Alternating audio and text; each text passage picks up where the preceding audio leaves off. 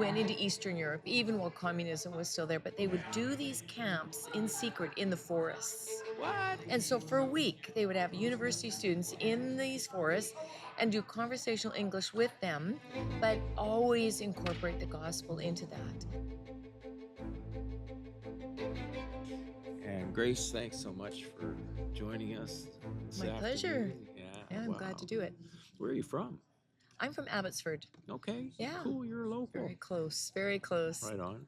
Have you been to Missions Fest before? Many times. Oh, yeah? My husband's a Canadian director for International Messengers Canada. Okay. And that began in 2007, so 19 years. So we've been involved in Missions Fest that long. Yeah. The Missions Fest does that, it brings people from all over and puts them in one place.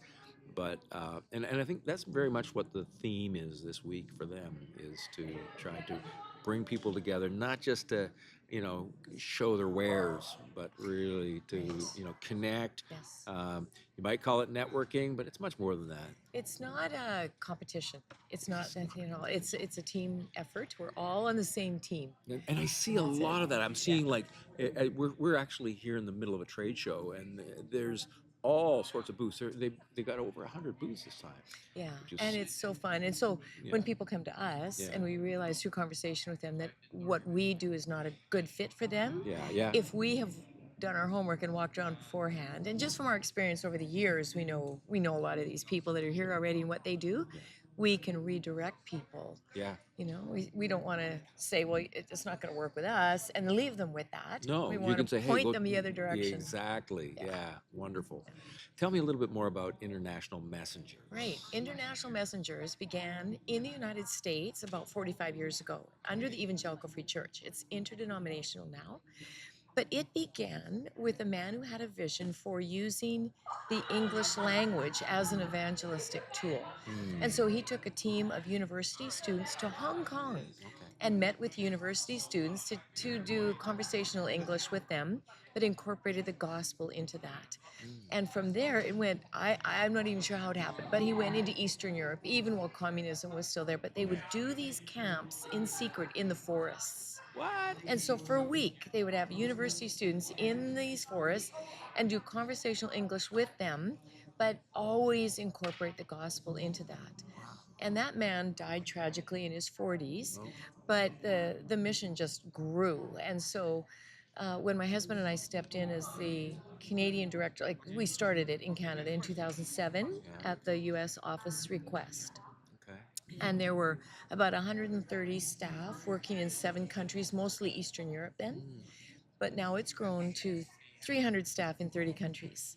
Wow. And we're not a niche organization. So when I say that, I mean, when people hear Mission Aviation Fellowship, they know, okay, that is flying. They're doing, okay, Wycliffe, Bible translation. They know immediately what goes on there. But we are a sending agency, and a lot of our people, we laugh and we call them mavericks. Lovingly, we call them mavericks because they think outside the box. And so they are the kind that just say, whoa, Holy Spirit, I think the Holy Spirit's directing me to do this work. Yeah. But I don't know of any organization that does this. Right. And so we have such a diversity. So a safe house in Romania for abused women and children. Wow. Yeah. A ministry in Romania that works with young adults that are living with HIV because of something that happened through the medical system years ago. We have church plants happening, but we have sports camps in Egypt. We have a little school that's for Syrian refugee children living in Beirut. The Lebanese government doesn't want them to go to school. They won't let them go to school. Really? So we've got boys and girls because they're there illegally, basically. I see. So they don't want them to take up the education system.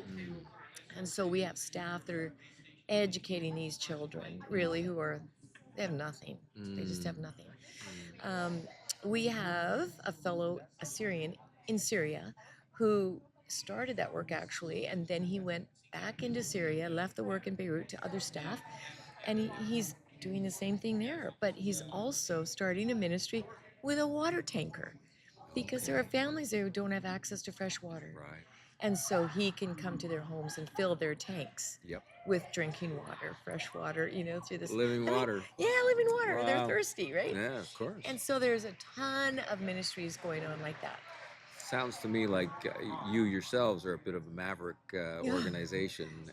Yeah. Very interesting. So even though our staff are doing so many different diverse things, Yeah. one thing that a lot of them do, not all, but many of them do, once a year is have an evangelistic English learning camp. EELC, they call it. All right. I have to get it right. Evangelistic English Learning Camp.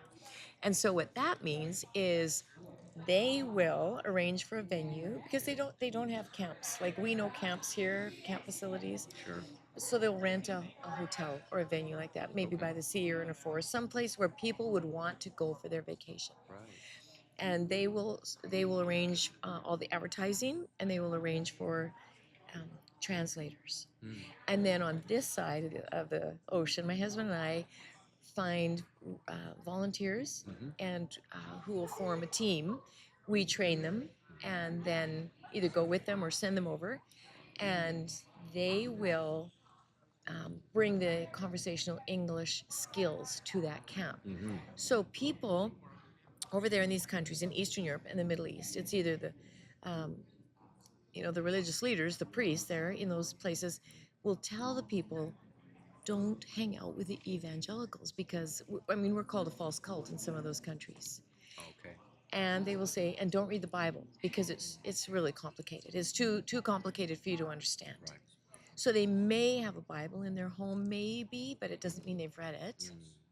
Or some won't have a Bible at all Right. because they think it's too confusing. So they won't darken a church door, but they will go to a camp when they know that there are native English speakers coming because they really want to practice those conversational English Sure. skills so they Yeah. get better jobs. Yeah. Understandable.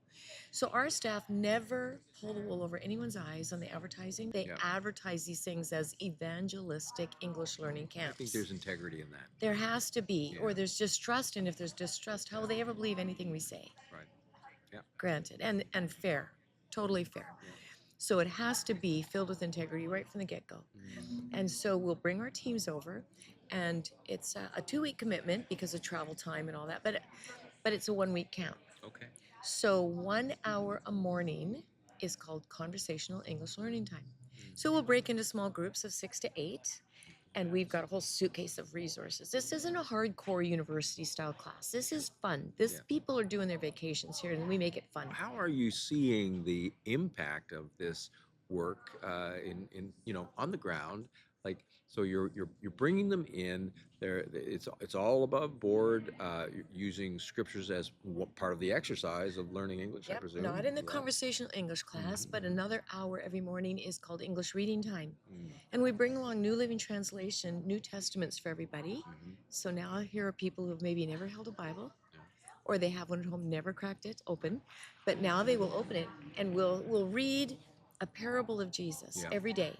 And then there's a list of discussion questions. They will practice reading English by reading the Bible and then reading those discussion Okay. questions. And then we discuss it. So we don't come as the Western Bible teacher because that would only reinforce what they've already been told about Sure. the Bible's too hard. But we just facilitate the discussion and help them draw the answers out. And they, in the end, go, it makes sense. Yeah. I can understand this. This isn't too hard. And when we do other fun activities like crafts and hiking and swimming or whatever else, a little worship chapel, chapel time, those types of things, they hear the gospel presented and they see the gospel lived out. And at the end, they say, whoa, those evangelicals aren't so bad after all. Right. And our staff then have access to these people and they'll do all the follow up. But the one comment we see without fail as the most common comment on the feedback sheets at the end is, I've never felt so loved. And people will come back year after year because they know it's a safe place and they feel loved and accepted. It's right out of the book. They will know we are brothers by our love. Yeah. Yeah. Yeah. That's wonderful. What a great thing. Yeah. Tell me, just harkening back to some of your field time. Yeah. What is that? Is there an example that you can think of? What does that look like on the ground? So I can think of a very specific example. of one couple that got involved with camps before we were involved with the camps, right? So they went to camps where U.S. teams were attending and heard the gospel. And so they didn't respond to the gospel right away. We were talking earlier as in our training, we say there is a continuum, a spiritual continuum per se. So at one end, it's what beliefs have we been taught from childhood? What have we been raised with? And so there's maybe a lot of uh, false teachings, misunderstandings about the Bible, misunderstandings about Jesus that have to be undone. This other couple that I'm thinking of attended this camp. The seeds were planted, and they responded. I'm not even sure how many years. I think it was only a couple of years later. Yeah. But the aha moment for them was when they were in a cathedral. This was in Poland, and they were paying homage to, well, it was the Black Madonna, we'll say. So the Black Madonna is a statue of sorts that Mary. that some of Mary and some denominations or some um, groups of communities of believers believe that the Black Madonna has power, Right. right? And what do? It's like a pilgrimage. A It's like a pilgrimage, okay. pilgrimage of sorts. Yeah. So actually, in this city where they went to pay homage to her, I've been there. They later took me to see this place. So there's a big city road that comes with this um, the big building, where she is at the top of this hill. So you come It's a down this. cathedral of sorts. It's a cathedral. Yeah. So it's a big wide road, and people will come often by droves at special times of the year through this main road, and then they go up a huge number of stairs, right? And some people will do it on their knees because that they believe it really shows their loyalty or devotion to her. Okay. So the more difficult it is for them, the more devotion it shows to her, right? So their knees are bloodied and all that, just to show devotion to the Black Madonna. And it's called Black Madonna because she's aged. It's a statue that's aged, and so she's blackened. That's why, just through age and elements. So up they go to these stairs, and then into this huge facility, and into the cathedral that's in this huge facility, which is just the room where she is just covered in gold and gemstones, and it just all the finery. I don't know how much money it costs to do this room up. When we were there, it was just standing room only, packed in, and she's up at the front of this big shrine, flowers and all the stuff around her. But this couple told us of how they went to this place in a pilgrimage. They were going round and round and round her, in front and behind her, until their knees were all bloodied. And They parade her. Is that no, what you mean? she's there. She's Okay, she's stationary. stationary. But the Yeah. people will go around. So, Okay. so that's what they were doing on their knees, round and round this shrine. Yeah. And it's almost like in front of the stage, behind the stage, in front of the kind of like that. Yeah. Okay. And until they looked at each other, and it was almost like this aha moment. The light just came on, and they looked at each other and said, "What are we doing?" And it was like They were like this, simultaneously. They both came to the same like, conclusion. what are we doing? And realizing what we've heard at these camps says that God loves us. We don't have to earn his love. We don't have to do this. He died for us. We don't have to go through this for him. Yeah, of course. And they placed their faith in Jesus as a result of that. And he became one of our translators at those camps afterwards. So many years we partnered with them at these camps. That's a powerful story, Grace. Thank you for sharing that. Wow. I hope that we can all, have that little takeaway because, hey, how many of us are that guy that had been waiting for 10 years and hearing it over and over again, but yet God is faithful, and that aha moment is waiting for us. And even sometimes believers need that refreshing aha again. We do. Yeah, We do. Because you're talking about the thing as a what did you call it? A continuum. Yeah. right? And for that one guy in Slovakia, it was 10 years. Yeah, But for this woman, this yeah, was the first time she was at camp. yeah, And it's just, yeah. I get it. It doesn't matter whether you're young or whether you're old or whether you're a thief on the cross. You know, God's faithfulness and the complete and thorough nature of His forgiveness is absolutely there. Yeah. Yeah, Yeah. So we're always looking for English speakers because those camps cannot be held unless we bring the English speakers. right. And that's Click the it. link below. Oh, no kidding. We need you. We need you. Boy, have I got a job for you. Yeah, yeah. But Oh, it that's just goes awesome. on. Yeah, it's Yeah, incredible. It's incredible. We have 300 staff, but 70% of them are nationals from okay. Eastern Europe and the Middle East. Yeah.